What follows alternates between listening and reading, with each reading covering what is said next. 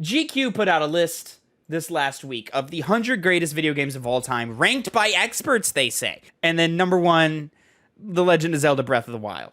It's the best game, Tavin. See, you're wrong. Best you're wrong. game It's right there. of all time on a Now- top 100 list. It's true. Gentlemen, let's have an honest conversation here. Is Legend of Zelda Breath of the Wild, can that be a conversation for best game of all time? I wouldn't Yes. put it in there. No. I'm not saying at number 1. I'm just saying in conversation, is that greatest game of all time? Like, if you're talking 100, are you like, yeah, Breath of the Wild, I could see that being number 1? Sure, yeah. I could see it. Yeah, I could see it. Okay. All right. That's fair. Well, gentlemen, you both know that we have just seen the release of Legend of Zelda Tears of the Kingdom. And this is the whole reason I brought this list forward, is so I could start this conversation here. Tears of the Kingdom just came out. Was a really great day for my fantasy critic. Very happy with the performance of the game in terms of fantasy It doubled your critic. score. It doubled my current score, which is fantastic. Which kinda remember, Phil, sad. like I've still got, like, most of your games are out. Mine barely. Kind of sad. Well, it's just because all my games are late year stuff. And so, Tears of the Kingdom came out. Everybody saying it's the greatest game ever made. This list came out. Breath of the Wild at number 1. And I sat down and I said to myself, am I really that wrong? Am I really that wrong? Because I'll reiterate for clarity. I've never said Breath of the Wild is a bad game. I've always just said I just don't like it. Verbatim, you have. No. Oh, maybe only fucking around, but I've always said it's a fine game. It's fine. It's got cool stuff about it. What it does for exploration and freedom of exploring a world is great. But I've always said I thought the puzzles were boring. I've always said I felt aimless and lost. I didn't like the lack of direction in the game, and I didn't like. I never liked the combat in the game. So, gentlemen, this list came out. Tears of the Kingdom came out, and I said, "Fuck, maybe I'm wrong." It's been 6 years since I've played Breath of the Wild. Fucking knew it. Let me sit down and let me replay. Let me open it up again. Let me go in, open mind, as much as possible. And say what you want about me, gentlemen, but I feel like I can go into things with an open mind more times than not. Sure. You know? So I was like, let me wipe all my expectations and thoughts about the game, and let me dive in. So at this point, gentlemen, I am 6 to 8 hours into my playthrough of Legend of Zelda Breath of the Wild. And let me tell you, boys, you know, sometimes it just takes a minute for things to click. Sometimes it just takes a minute for something to make an impact. It's not that, like, your perspective was off. You just weren't in the right, like, time and space for something, you know? Mm-hmm. And sometimes you just gotta marinate on it, come back to it later, and see if it affects you differently. Very often, you'll find a great appreciation for something, and sometimes it's the same. And sometimes, gentlemen, we just have to admit when we're wrong. And it's for this reason that I'm saying I'm not wrong. You guys are fucking crazy. This game is not. This game is not. It is absolutely not one of the greatest games of all time. No, absolutely not. Now, again, I will say, I'm coming at it with as fresh as eyes as I can. I love the exploration. I love the freedom. There's been so many times I'm riding on the paraglider and I'm looking around and I'm going, wow, this is beautiful. This is awesome. This is so cool. I feel so free. I also know that is going to wear off at about hour 10. And I cannot fathom how this game is considered a 10 out of 10 game and the combat is still awful to me. It is bad. It's not okay. It's not serviceable. It is bad. Like, the window for a shield parry is tight, and animations of enemy characters are not clear enough of when they're going to attack, and it's just not the parry. Awful. The little space jump, the like quick evade thing is neat. It looks cool. It doesn't feel good, and just mashing the fucking attack button, it just never feels good. Combat does not feel good. and it doesn't help the fact that the weapon degradation ruins it. You find a weapon you like, you use it on 2 enemies, it breaks, and now I have to use this piece of shit spear that I do not like using. Or this big ass club that's way too slow and I'm not getting hits in. It does not, the damage is just as varied as any other weapon in the game. So I have a club and a sword and a spear, all with different attack animations, speeds, and hitboxes, but they all could do the same level of damage. That doesn't make sense from a game design perspective.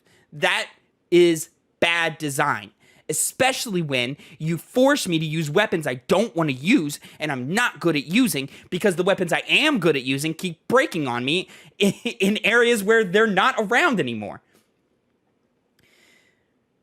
The bow and arrow is fine. The bow and arrow is fine. It's fine. Like, it's fine. It works. It's functional. And again, the exploration's great. I think the level design is great. There is constant wonder of, oh, what's over there? Let me go over there.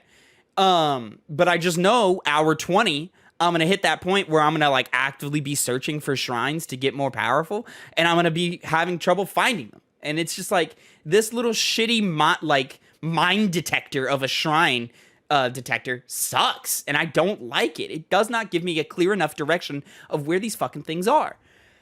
And the shrines themselves are boring. They are so fucking boring. Fucking brain dead baby mode puzzles. If you get stuck in a puzzle in Breath of the Wild, you are a moron. You're an idiot. The combat trials obviously suck because the combat sucks. I do like the progression of being able, like, building out my stamina meter, building out my hearts. I could be like, oh, I'm stronger now. Or I can take more hits, at least. I'm not stronger, actually, because I'm still working with shitty-ass tree branches or skeleton arms alongside my big-ass sword that does just as much damage as the skeleton arm. And then... I forgot where that was going. Oh, but I do like the building out of the stamina. That does feel good. But you have to sit there and question the design of it. Like, it doesn't, like, make sense. You want a game where I have to freely explore an open world and get lost in that open world. And my starting stamina is so shit. Guys, I've just started doing the horse whistle glitch. And when your game is better, well, Connor, if you don't know, it's you hold down the whistle button and you just mash the sprint button, which requires you to put your fingers in a really weird configuration. When your game is better, when I glitch it out, that's a problem. That's a design problem. Like, that speaks to design. Also, climb speed is, I think, I've complained about the climbing before, and I think it really all just centers around the climb speed. The climb speed's too slow. You're way too slow. And I understand you can get equipment to speed you up, but, that is core to the gameplay design, is climbing, and your climbing is too slow. Like, it takes too long, and the game does not... It is not clear in the game of, like, you look at a cliff and you go, yeah, I have enough stamina for that. And then you find out you don't. And then you fall to your death, or you save yourself with a paraglider at the last second. And then you look up at that cliff and go, well, now I don't even want to go up there. Like, I don't even want to find a way around because I just spent 2 minutes, because the climbing is so slow, climbing the fucking thing, and then 30 seconds falling from the fucking thing. I don't want to do that again, so I'm going to go do something else. And then now you're lost in the open world. You don't know where you were progressing. You're like, and that, like, all of that just feeds into a design loop that I don't think really works. I love the exploration. I love the level design. I love the freedom of the game. I really do. But there are core gameplay design choices that they made that I think cripples the experience as a whole. I don't understand how you can call it a 10 out of 10 video game. Well, Tavin, I don't think that way. I just realized, so a lot of the weapons in Tears of the Kingdom break even faster. So you're not going to like it. I'm sorry. You are right about that, but I have a more pressing matter. And I apologize, but I need to take a quick break real quick. What does that mean? Let me go to the restroom. Okay, go to the restroom, because I'm gonna have a hot take, Connor. that applies less to you and applies more to Phil. But here, listen to my hot take and then choose if you want to stick around and leave. I think, regardless of how you feel about Breath of the Wild, regardless of if you love it, if you hate it, if you're more like middling on it like me, because again, I think the game is fine. It is fine. It's got elements that are bad, and it's got elements that are great. And overall, it's just fine. Is it worth a $40 or a 40-hour experience? No. Regardless of how you feel about Breath of the Wild, on the exact same level, the exact same plane, this is the exact same level of quality of a game as Death Stranding. Exact same level of quality in a lot of very similar ways. Death Stranding, not a perfect game either. Like, I think both of these games are 7s at most. Like, I would probably put Death Stranding at a 7. But like, any crippling gameplay thing that this game has, Death Stranding has as well.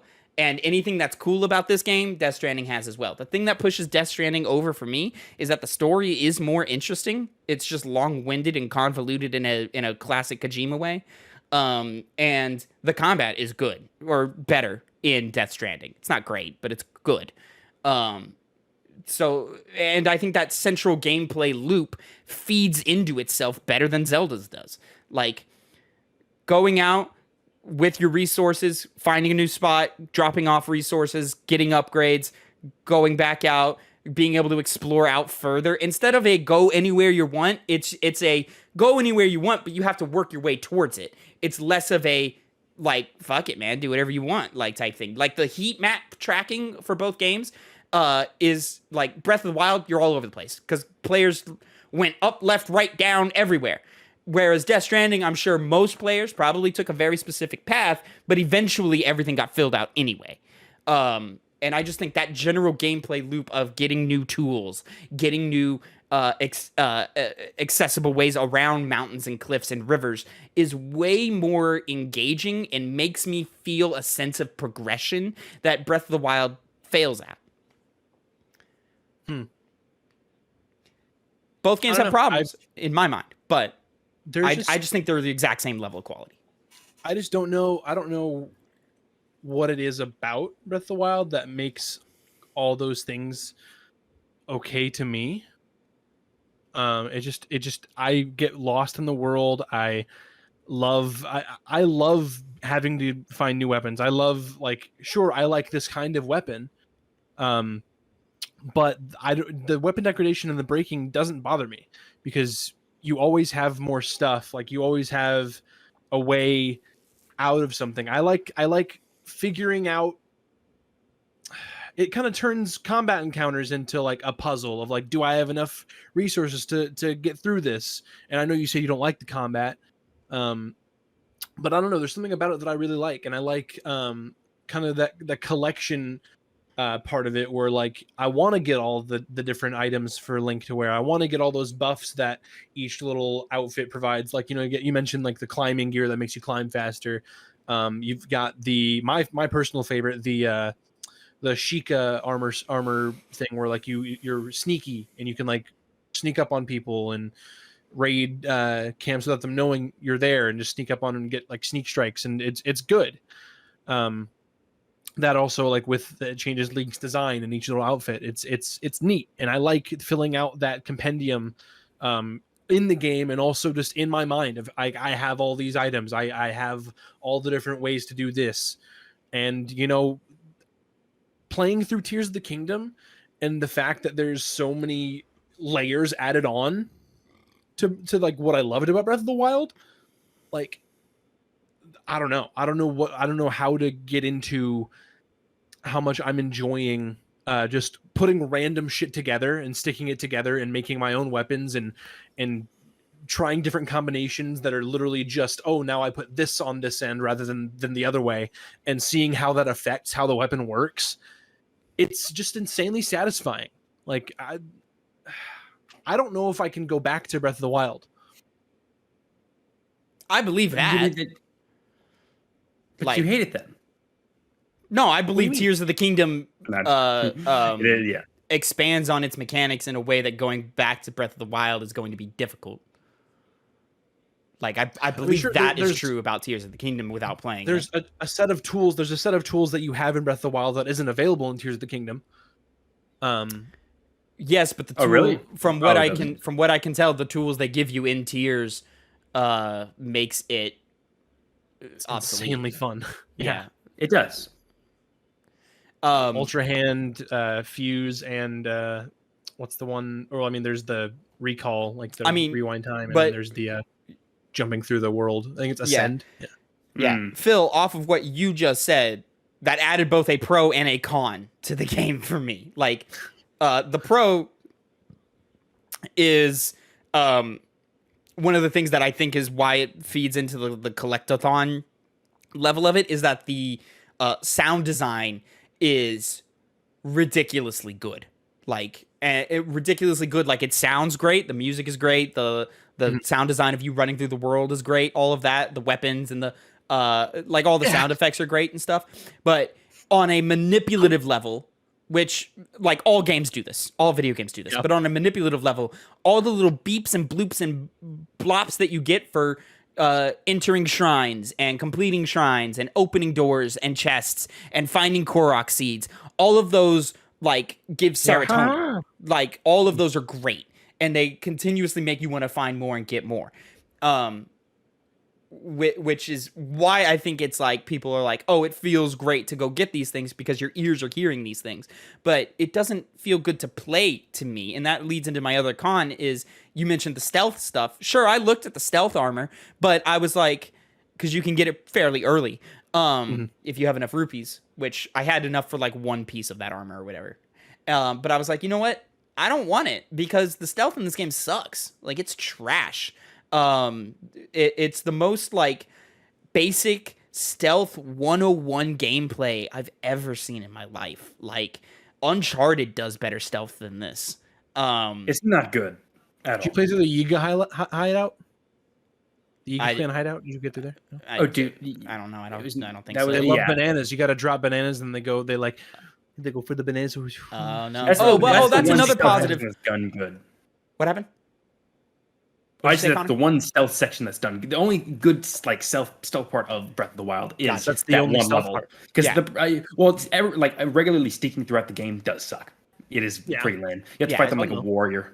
Go man on man. You know? Yeah, but, like, I also feel like just the combat design is just random. Like, I go into a fight and I'm like, it is a 50-50 chance on whether I win or lose this fight, regardless of my equipment, regardless of my inputs. Like, it's just like, oh, they threw a rock at me from off screen and that took off a heart and a health, and now they're picking on me while I'm down. Like, all right, sure, this is fun, I guess.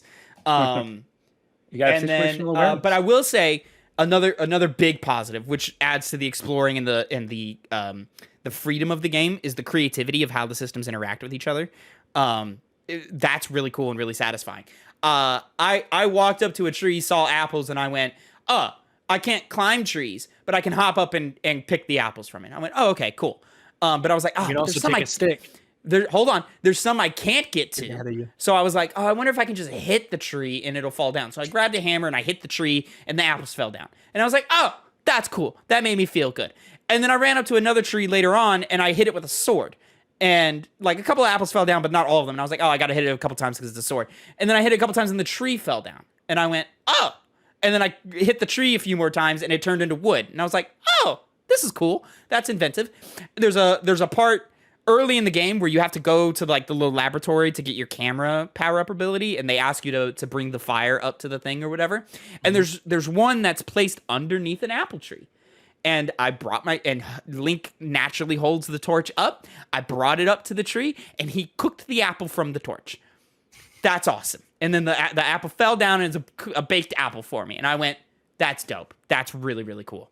And it's a continuous, like, it does that great thing in video games where it's like, you go, can I do this? Yes, I can.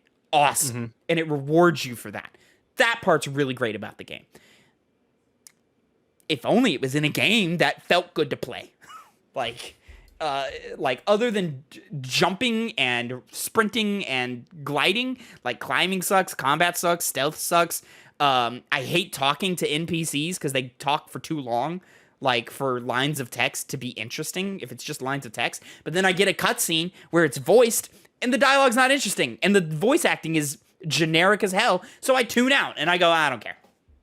I don't care. I just want this to be over. Like, I just want this cutscene to be over so I can go back into the open world and cook apples with my torch. Can you believe Tavin tried to convince us that he was going to say that he was wrong about Breath of the Wild, but me and Connor were like, no, he's going to turn this around. It's something that he would definitely do. And I realized that my mic was muted the entire time. So anything I was saying was not being picked up. I didn't know you were talking. I didn't see you talking, so I don't know if it mattered. Woo! But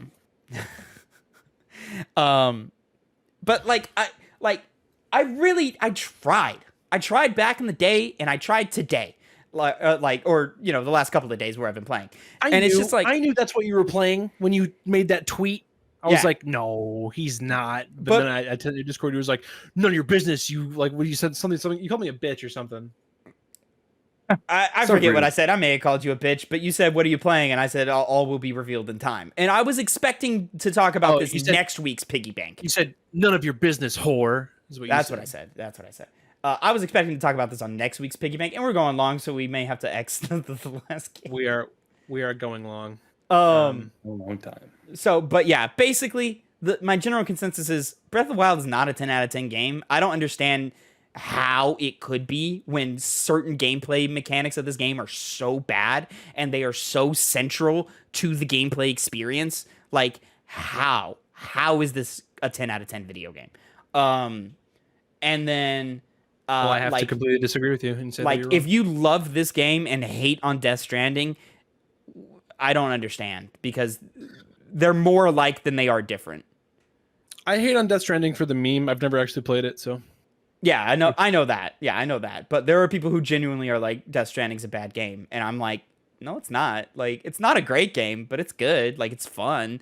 And it's fun in the same ways that Breath of the Wild is. I just think it centers around gameplay mechanics that support each other better.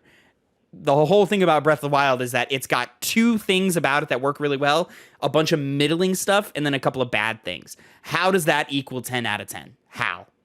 Like, it boggles my mind. Well, Breath of the Wild, good. For those who haven't played it, I would go. That's what enjoy I got out of it.